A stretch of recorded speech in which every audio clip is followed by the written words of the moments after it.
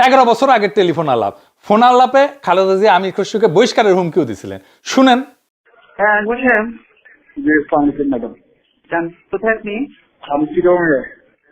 আচ্ছা শোনেন, জি আমি সাদাতকে বলেছি জি। একটা কাজের দায়িত্ব দিয়েছি, খসরু যেন কোনোভাবে কোনো কাজে বাধা না দেয়। খসরুকে মেসেজ দেন।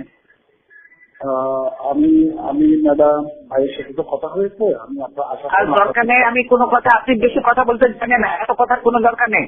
আমি আপনাকে যা বলছি সেটা বলেন, আপনি কোনো কথা বলবেন না, বুঝছেন কিনা?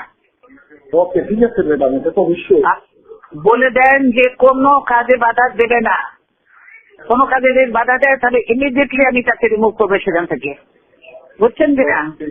ঠিক আছে ম্যাডাম, আমি করতেছি, অলরেডি আমি অর্গানাইজ করতেছি। বুঝছি, কিন্তু সে বাধা দিচ্ছে। আপনি যেটা বললাম সেটা বলেন, আপনাকে এত লম্বা কথা আমি শুনতে চাই না। শুনেছেন? এই আমির খসরুকে ছাড়া বিএনপি চলেই না। ফাইনালি আকামটা করছে প্রফেসর ইউনূস।